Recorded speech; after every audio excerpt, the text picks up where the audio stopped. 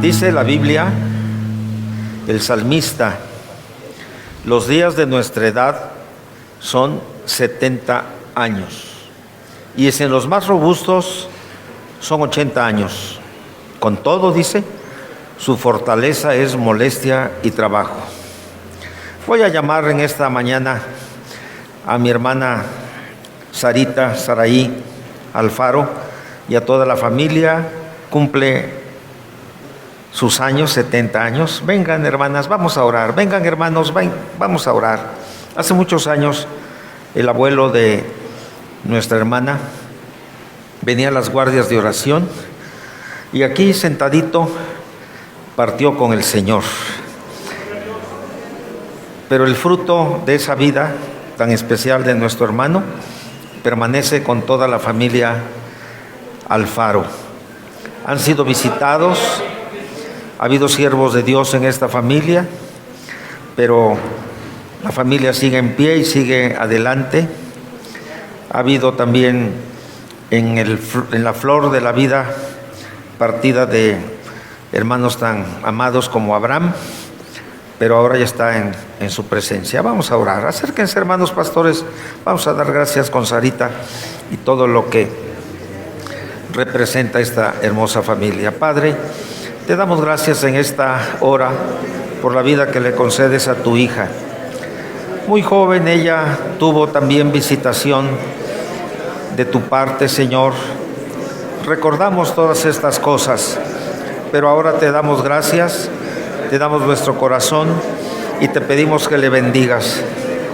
Y si hubiera también algún hermano, hermana, que en este día cumpla sus años, bendíceles también de manera abundante, de manera poderosa, de manera gloriosa.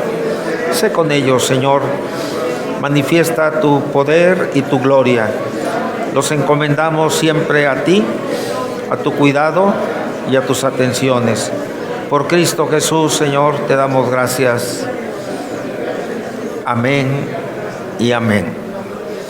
El Señor les bendiga, amados hermanos de la familia Alfaro. Busque usted, hermano, en el Evangelio según San Mateo, capítulo 13, el versículo 33, y lea juntamente conmigo este versículo. Mateo 13, 33. Otra parábola les dijo: el reino de los cielos es semejante a la levadura que tomó una mujer y escondió en 3 medidas de harina hasta que todo fue leudado. Una vez más, otra parábola les dijo: el reino de los cielos es semejante a la levadura que tomó una mujer y escondió en 3 medidas de harina hasta que todo fue leudado. Tome su lugar. Continuamos con la consideración de estos temas acerca de las parábolas del Señor Jesús en el orden propuesto por el evangelista Mateo. Hablar acerca de la levadura desde el punto de vista del crecimiento del reino de los cielos. Es corta la parábola, más corta incluso que la anterior que ya vimos el domingo pasado, pero su brevedad no escatima la instrucción abundante que tiene la enseñanza del Señor Jesús hasta el día de hoy. A principios del siglo II de la era cristiana, posiblemente en Alejandría, entre los cristianos egipcios, en la lengua egipcia coptos, aparecieron una serie de relatos acerca de la infancia del Señor Jesús. Esos relatos posteriormente formaron el llamado Evangelio de Santo Tomás. Son relatos muy fantasiosos acerca de milagros que el Señor Jesús realizó siendo niño. Lo interesante para el tema es que el doctor Pagán, que ha hecho un estudio profundo de las parábolas del Señor, dice que en este evangelio se resalta la labor doméstica de la mujer. Es sabido precisamente que es la mujer la que lleva el peso en el hogar, en la crianza y en la alimentación de los miembros de la familia. El modelo de enseñanza que el maestro sigue emplea precisamente esas figuras cotidianas, como es el caso de la preparación del pan. Por cierto, la familia Alfaro hace un pan riquísimo. Su auditorio debió haber estado compuesto por muchas mujeres. Y cuando oyeron las mujeres que iba a hablar acerca de la preparación del pan, concentraron su atención en algo que ellas conocían muy bien. Un pequeño reino, en este caso el reino de los cielos, al empezar, es pequeño, pero después es grande. Porque el Evangelio es una enseñanza incluyente. En todo tiempo, en cualquier lugar, y considera al hombre y a la mujer en su justo valor.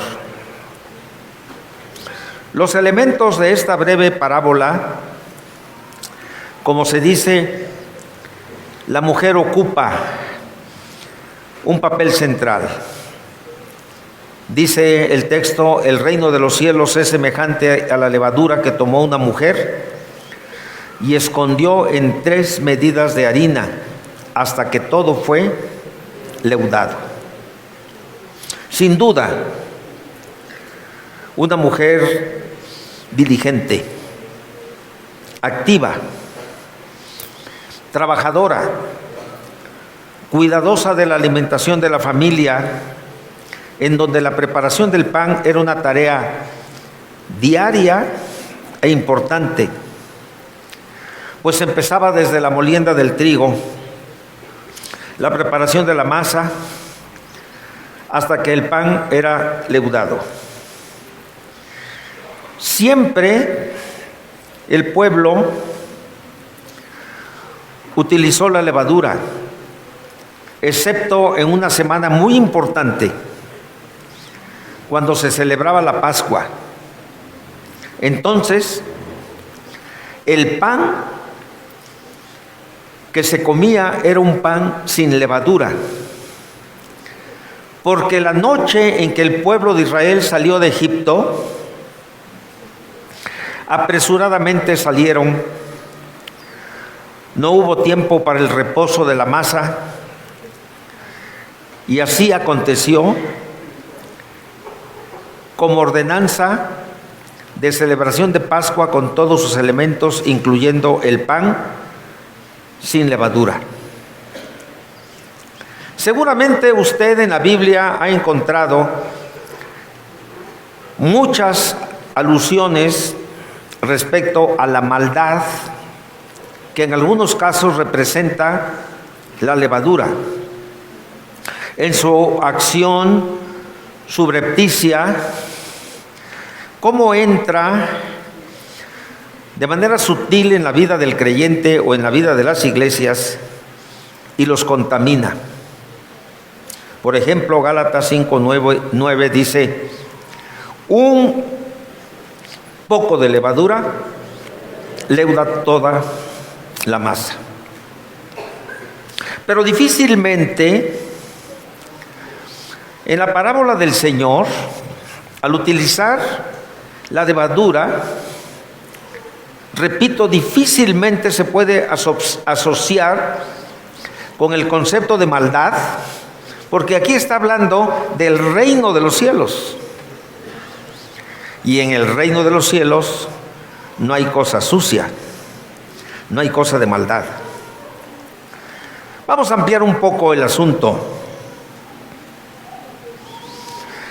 La levadura en los tiempos del Señor era usada siempre, excepto en esa semana de la Pascua, y las mujeres, fundamentalmente las mujeres, preparaban el pan y usaban un pequeño trozo de masa leudada del día anterior. Y lógicamente se daba el proceso de crecimiento de la masa. Ese crecimiento estaba asegurado por esa porción pequeña de masa leudada, precisamente del día anterior. Se vuelve interesante cuando leemos con atención y profundizamos en esto. Los datos que el maestro proporciona en cantidad. 3 medidas de harina. Es decir, 50 libras. Equivalente a 22 kilos. Y sin embargo son leudados por una pequeña cantidad de levadura. Seguramente que la mujer tenía una gran familia, o la preparación del pan para toda una semana. Simboliza esto el crecimiento del reino. El reino de los cielos crece por la dinámica interior. El reino de los cielos dentro de vosotros está, es decir, el interior. El desarrollo, el crecimiento puede ser imperceptible, pero el Espíritu Santo actuando, el Espíritu Santo moviéndose, el Espíritu Santo redarguyendo corazones, el Espíritu Santo conduciendo de manera paternal al creyente. Esto, ahora sí, un sentido negativo, a pesar de interpretaciones bíblicas torcidas, a pesar de la intromisión de la maldad al interior del reino. El crecimiento del reino históricamente ha sido lento, pero llegará el momento, y nosotros estamos esperando este momento, en que el crecimiento del reino dentro de nosotros será imposible de detener. Desde Pentecostés, cuando aparece la iglesia, el reino crece. Fíjese en este dato que le daré. Desde Pentecostés, siglo I, año 33 y medio de la era cristiana, hasta el año de 1900, siglo pasado, solamente un 2.5 de la población mundial era cristiana. De 1900 a 1970, en todo el mundo se duplicó esta cifra a un 5%. Y de 1970 hasta el año 2000, se duplicó y es un 10% de la población mundial la que es cristiana. Es muy poco. Ciertamente damos gloria a Dios, pero es muy poco. Pero hoy día el reino crece y está creciendo, y damos gracias a Dios por nuestros hermanos, 17 hermanos de esta iglesia, que el sábado y domingo pasado estuvieron allá en Guatemala predicando el evangelio. El reino está creciendo y nada lo va a detener.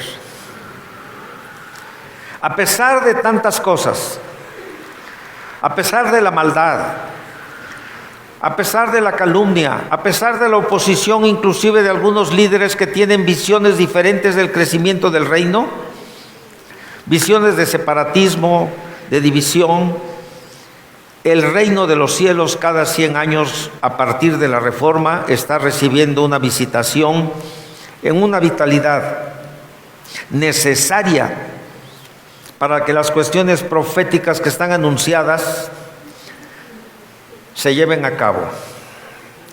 Como hemos dicho, estamos casi ya en un cuarto de siglo de un nuevo milenio y estamos esperando una visitación del Señor, su Santo Espíritu, en estos tiempos. Pero volvamos a la parábola.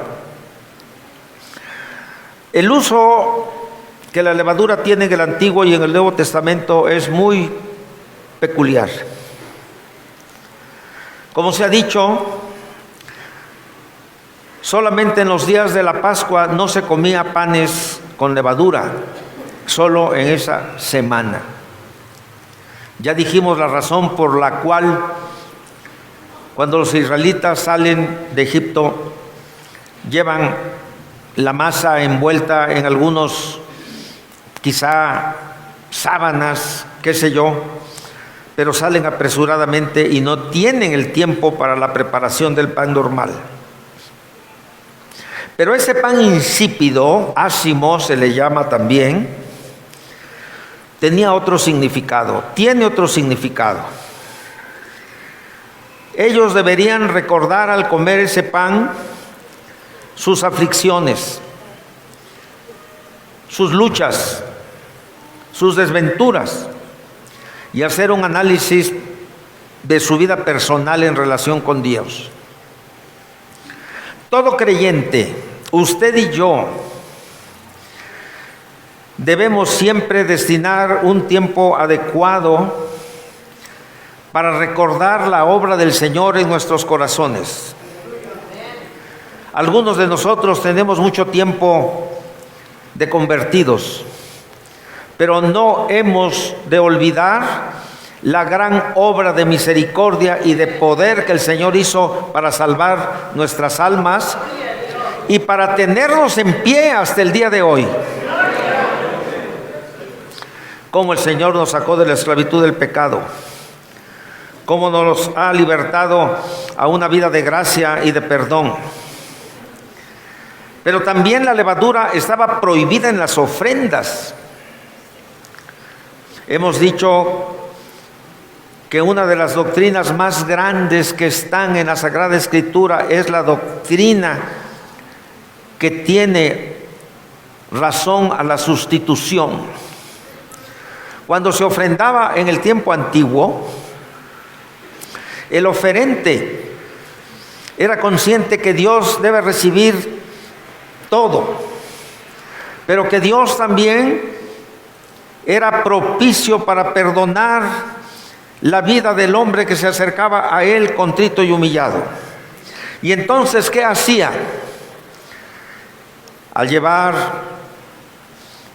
la víctima del sacrificio, ponía su mano sobre la cabeza de la ofrenda, y en ese momento todo su corazón contrito y humillado, como lo hemos dicho, en espíritu de aflicción, reconocía que solamente Dios no solo podía recibir la ofrenda, sino que podía dar gracia, bendición y vida eterna. Así debe ser el carácter del ofertorio. En nuestra forma cultural, nuestros hermanos prescindieron del momento del ofertorio. Y cuando venimos a ofrendar, todavía no alcanzamos a comprender realmente, en algunos casos, lo que estamos haciendo. Pero la ofrenda limpia, sincera, es la que el Señor quiere que nosotros demos. En el Antiguo Testamento la levadura no tiene mayor alusión simbólica, es real.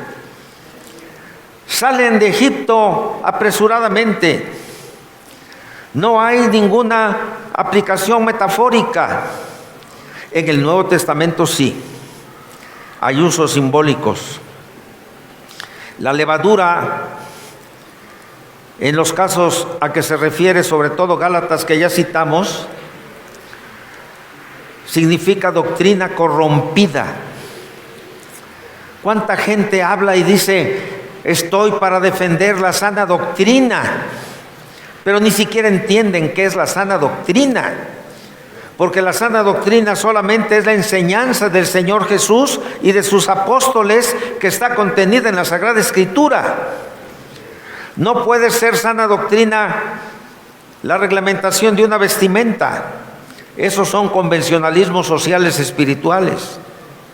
Sana doctrina es la que está en la Biblia, es la que las Sagradas Escrituras expresan, no lo que el hombre diga. Con todo, el reino de los cielos se asemeja a la levadura, pero no quiere decir que el reino de los cielos sea levadura, porque la historia del cristianismo pasado, presente y futuro, sin duda, confirmarán que aunque la doctrina en algunos casos es adulterada, el que cree en Jesucristo con todo su corazón es preservado para vida eterna por el poder del Espíritu Santo. En su tiempo, los fariseos y los escribas hicieron lo que hoy también se hace, y han aparecido hoy día los mal llamados testigos de Jehová. Son ruselistas, porque los verdaderos testigos de Jehová somos nosotros, usted y yo. Somos testigos de lo que Jehová de los ejércitos ha hecho con nosotros. El mormonismo, doctrinas leudadas, enseñanzas que no se apegan a la Biblia. Los últimos años del ministerio del Señor, cuando menos los 2 últimos años, habló siempre en esta forma, con parábolas. Y los discípulos preguntaron, ¿por qué hablas por parábolas? Y entonces la cita con relación a esto se encuentra en Isaías, porque viendo, ven, y oyendo, no oyen, ni entienden. Y aquí conviene hacer una inflexión. Aquellas mujeres que sabían preparar el pan, aquellas mujeres que conocían de lo que estaba hablando el maestro, sí sabían, sí entendían, sí comprendieron. El testimonio del Evangelio es que muchas mujeres siguieron al Señor. Los que no entendían, y para que la Escritura se cumpliese, eran los fariseos, eran los saduceos, eran los escribas, eran los sacerdotes. Escuchaban las enseñanzas del Señor, les parecían interesantes. Ningún hombre ha hablado como este hombre, decían, pero hasta ahí. Escuchaban, pero a la vez no escuchaban. Oían, pero rechazaban al maestro. Algo similar ocurre ahora con la predicación del Evangelio. A muchos les gusta el Evangelio, a muchos les gusta asistir al templo, pero muchos no viven las enseñanzas del Señor. Creemos que una parte de esa respuesta está dirigida a los líderes religiosos de la nación de aquel tiempo, pero la gente sí con claridad entendió de lo que el maestro hablaba. Los otros no lo entendieron, pero su palabra bendita dice que el Señor vino a una obra monumental. Lo suyo, dice Juan, pero los suyos no le recibieron. Pero los que le recibieron, entre los cuales nos contamos nosotros, nos ha dado potestad de ser hechos hijos de Dios. Creemos en el Señor, creemos en su bendito nombre. El reino de los cielos debe crecer cada día en nosotros. El reino de los cielos debe tomar posesión en carácter. Cuánta sabiduría en el consejo paternal del apóstol Pablo a Timoteo. Ninguno tenga en poco tu juventud, pero tú sé ejemplo en conducta, en amor, en espíritu, en fe, en pureza. Que el Señor siga haciendo que crezca en nosotros la fe. Que el Señor siga haciendo en nosotros algo maravilloso. Quizá no nos demos cuenta, quizás sea imperceptible, pero si el Espíritu Santo continúa esa obra de trabajo en nuestros corazones, con nuestra fe y con nuestro testimonio estaremos dando precisamente una proclamación de que Dios es real y está con nosotros. Continuemos presentando nuestros cuerpos en sacrificio vivo, como dice la epístola a los romanos.